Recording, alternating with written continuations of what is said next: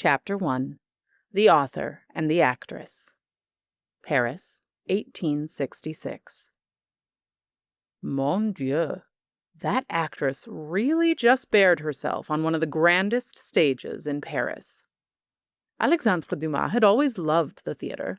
He had witnessed countless performances, some dazzling, others dreary, so it was rare for anything to truly astonish him. But tonight was different. Tonight, the play was Mazeppa, a daring adaptation of a poem by Alexandre's literary idol, Lord Byron. Yet he was not in attendance for the sake of art. Tonight he was there for something far more lascivious, the intoxicating and infamous Ada Isaacs Menken. She was, at best, a capable actress. Spirited, but under normal circumstances would never have been allowed to grace the stage at the Théâtre du Châtelet. Still, she possessed what most actresses lacked: a fearless inclination to disrupt convention. Despite her considerable beauty, Ada was not playing the lead female role of the adoring Polish countess. Instead, she was cast as her male lover, even wearing trousers almost the entire production. Until she didn't. As the play reached its end, the scorned count stripped Ada's character of her costume and bound her, entirely naked, to a dappled horse before sending Ada galloping to her fiery theatrical demise. The sold-out audience was spellbound. The theater, though usually a favorite of Paris's elite ladies, was tonight far more heavily attended by their husbands and fathers. While their wives gasped at Ada's audacity and indecency, the men tightly clutched their opera glasses, hoping for a better view. As the final curtain fell, only one thought pulsed through Alexandre's mind. He had to buy that horse. Thankfully, Alexandre had a standing invitation to all the best soirées in Paris. That was the benefit of being one of the most renowned authors in France. He rose swiftly from his seat, though his large frame no longer moved with the grace it once had. Several women tried to intercept him to converse, but he was not interested. He had no time for hollow flattery tonight. He pushed his way down the sweeping marble staircase toward the grand salon where he knew his friends would gather. While he waited, he saw no reason not to indulge. A flute of champagne found its way into his hand, followed closely by a butler bearing a tray of coquilles Saint-Jacques. He bit into one with anticipation, then nearly choked. With a grimace, he seized the arm of the nearest waiter. "Take me to the chef," he barked. "I'm afraid guests aren't permitted in the kitchens, monsieur," the man replied cautiously. "Do you know who I am?" Alexandre asked, already striding forward. The servant gave a wary nod. "Excellent. Then you know that when I say I need to speak to the chef, you take me to speak with the chef." His quest for the actress would have to wait. If there was one thing that Alexandre could not abide by, it was an unseasoned scallop. Moments later, he stood in the bustling kitchen, resplendent in his finest frock coat, delivering an impromptu lecture to a very harried-looking kitchen staff. He waved his hand at the offending tray and settled himself behind the stove. "You do not drown seafood in Gruyere. The scallop is a treasure of the sea. Treat it with respect," he snarled as he snatched a wooden spoon from the sous chef to stir the sauce. He grabbed a bottle of white wine and took a quick swig before gently pouring some into the skillet. "Get me some butter." A low, amused voice interrupted him from across the counter. "I didn't realize tonight's hors d'oeuvres would be prepared by the great Alexandre Dumas. Who knew your talents extended so far beyond the pen?" He turned to find Ada Isaacs Menken herself, leaning alluringly across the counter, a crooked smile playing on her lips. "This kitchen is turning into a bloody circus," the chef muttered, throwing up his hands. Dumas straightened, eyes twinkling. "And what, may I ask, brings you to the culinary underworld, mademoiselle?" "Hunger," she replied simply. But there was a glint in her eye that intrigued Alexandre. He laughed. "Well, if you are hungry, don't grab anything off that tray. There's too much Dijon on the salade terrine, and these scallops have so much cheese they are practically still swimming." Give me a moment, and I'll make you something more palatable." Her brow lifted with amusement. He turned back to the sauce simmering before him, stirring with surprising finesse. He dipped a spoon in, tasted, then nodded with satisfaction. "Perfection," he declared. He lifted the same spoon toward her lips. "Here, tell me what you think." She met his eyes as she leaned in. "My goodness, monsieur, that is so delicious it is nearly sinful," she said, smiling slyly. A drop of sauce slipped from the spoon and landed on his coat, but Alexandre paid it no mind. "Take note, monsieur le chef," he quipped, before grabbing a plate of freshly cooked food and a glass of champagne. "Shall we find you a drink, mademoiselle? You must be parched after such a performance. You were exquisite." "Thank you, Monsieur Dumas. I'd love one." She was visibly less than half his age, but that never stopped Alexandre before. He returned her smile with effortless charm, despite his less than elegant appearance. He may not be young anymore, but he refused to allow his achy bones or stained frock to dictate his demeanor. There was something about her that captivated him. It wasn't just about the horse anymore, though he would get to that later. Perhaps it was her accent? Her French carried a peculiar cadence that vexed him. It wasn't a vernacular issue, but the literal timbre of her voice. Like there was something tragically wrong with it. It was probably because she was American, but he already knew that. She seemed to have another, more interesting secret that he yearned to uncover. Then it struck him. Her hair. Her curls looked natural. They were tightly wound all by themselves, and not because she had spent hours trying to make them like that. That could only mean one thing. Alexandre also lived in the world of white men, walked among them, laughed, drank. But like this actress, he was an outsider. African blood still coursed through him, though it was ever so slightly masked by a couple generations of Frenchmen. A draft slipped in through the double doors to the kitchen, rustling her silk dress that, very strategically, hung mostly off her shoulder. She was truly ravishing.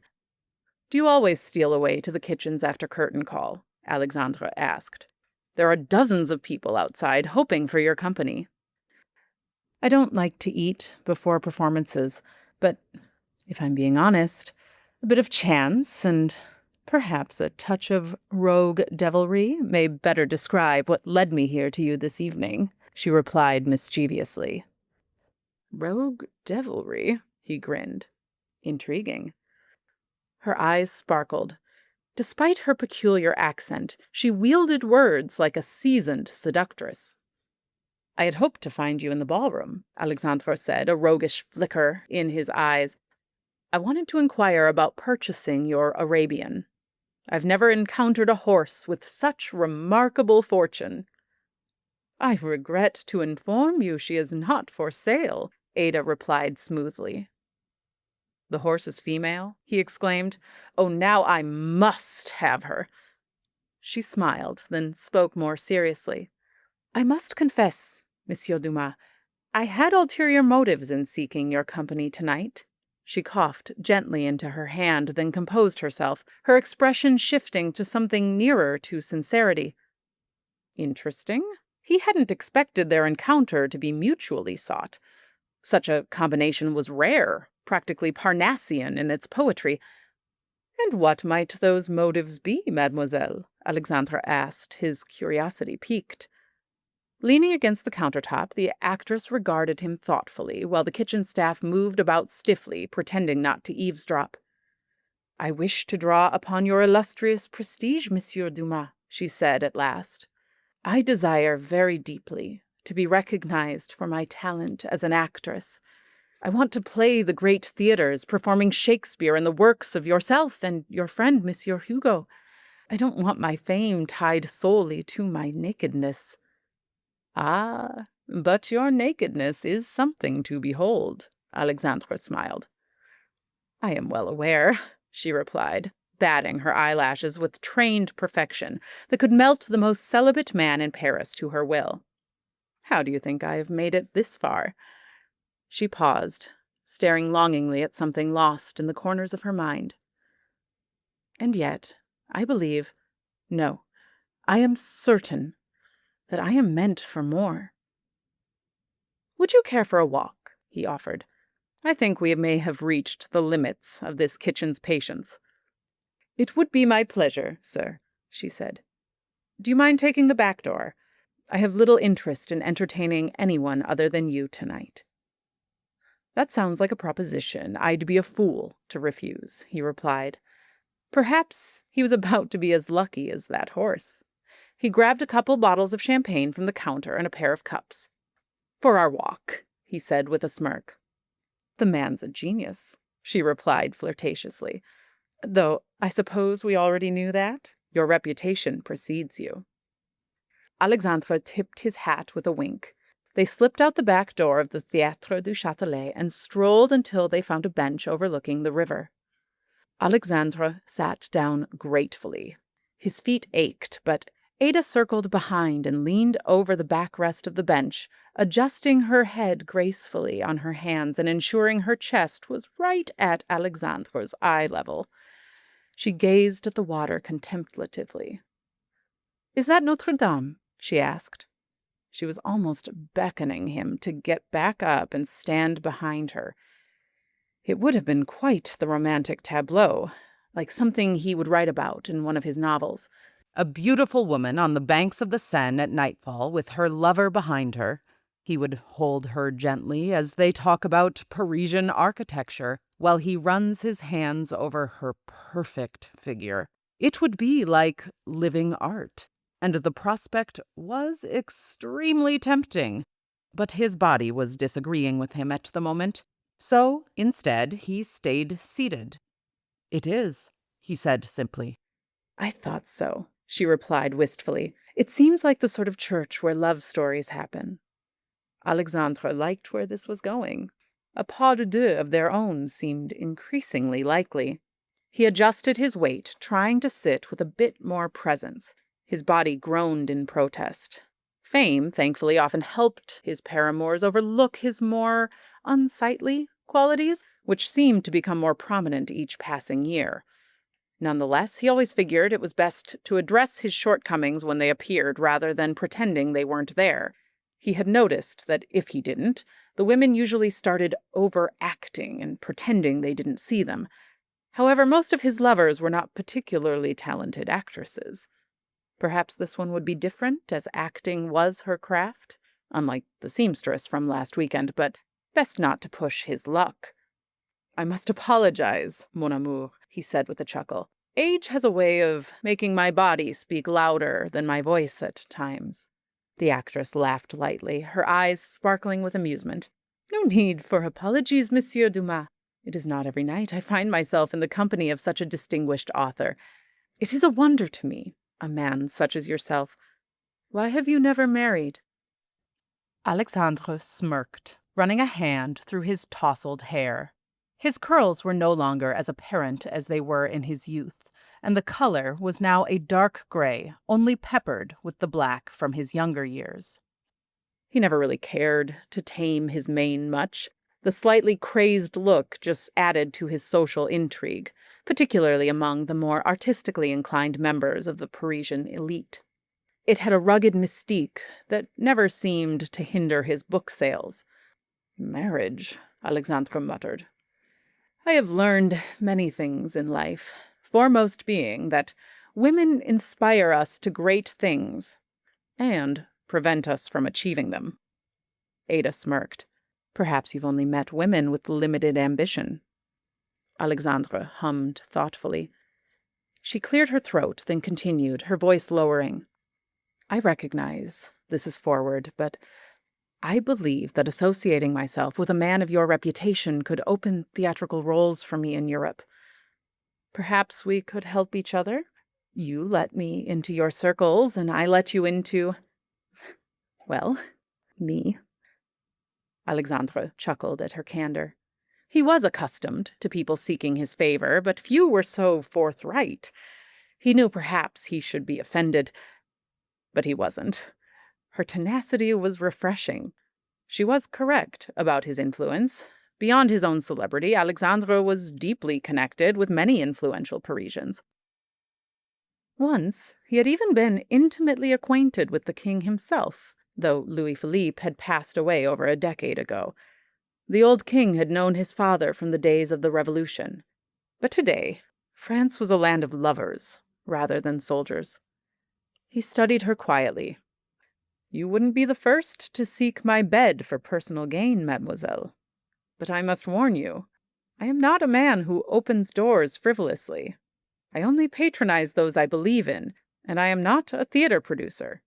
When you seek Alexandre Dumas, you must be prepared to listen. I am a man of many stories." "I have heard as much. There is nothing I appreciate more than a compelling narrative," she replied. "Proceed with caution, mademoiselle," he said with a smile. "You'll need to endure my company first.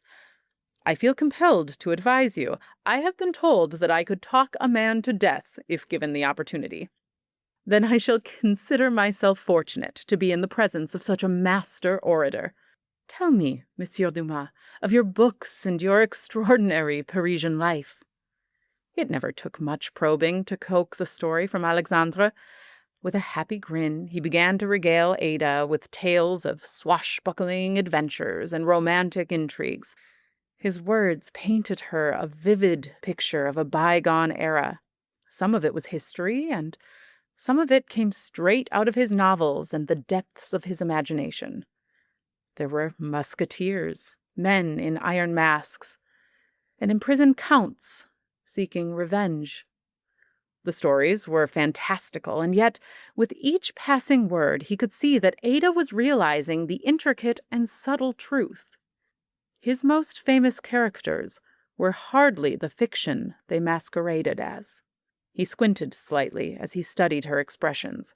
Her gaze was deep, her smile warm, but tempered with thought. She was more than a frisky coquette. She may just understand the truth hidden beyond the words. There was something remarkable in this woman, Miss Ada Isaacs Mencken. He could tell from their first conversation that she was different from most women who were fated to wake up beside him. She was brimming with a sort of reckless energy. It was a rare and very attractive trait in a woman. "Where's home for you?" Alexandre asked. "That is a surprisingly hard question to answer," Ada responded. "I was born here, actually, in Paris, but I spent my life abroad. We lived in Cuba, then Louisiana, Texas, New York. We moved frequently because my family is—" She paused, almost uncertain if she wanted to continue.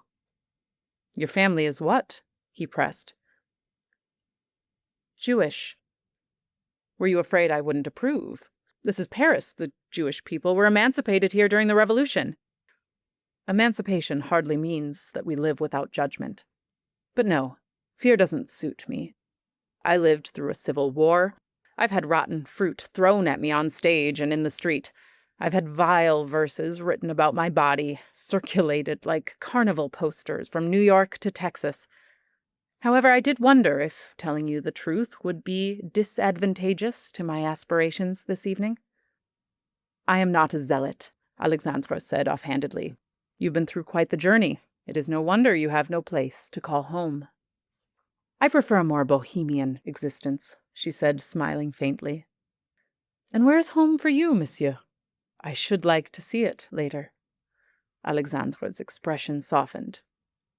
"The Chateau Monte Cristo. Like in your book?" He nodded. "That story is particularly sacred to me." Ada nestled closer, her head brushing his shoulder. "Then tell me, not the version the public knows, the real story, the one behind the novel." Alexandre leaned back against the bench as memories of another time flooded his mind. A gentle breeze carried the scent of the water, and in that stillness his voice reverberated against the cobblestones that bore the feet of his forebearers. "The story of the Chateau Monte Cristo. It is history itself, and begins long before my time, in a land far from here, back when the land of my ancestors was known as La Pailletterie and Africa. It was before Napoleon, even before the Revolution itself. Though my chateau sits just outside of Paris, its story actually hails from Saint-Domingue. We call it Haiti today, and it begins with my grandmother, Marie Cessette. What a unique and beautiful name, Ada murmured. She was beautiful, Alexandre replied softly. I regret that I never knew her. She was the great matriarch in a saga of distinguished men. Distinguished men, sir. Your humility has no bounds. One of my many gifts, he smiled. Her wit tantalized him. Few women could match his rhythm, much less hold his attention through both conversation and silence. Yet she managed both effortlessly. She made him feel comfortable and familiar while still being exotic and exciting. French women had become so bland since the Revolution. She reminded him a bit of his Aunt Rose, God rest her soul, bright, tenacious, and fearless. And so he began. In the quiet of the night, Alexandre Dumas spun a tale for Ada Isaacs Mencken that stretched across continents and centuries, weaving together the threads of history and legend. The shadows deepened as the moon sank behind Notre Dame, causing the river Seine to reflect God's radiance. As the story of the illustrious Dumas family unfolded, rising like a phoenix from the ashes of Saint-Domingue.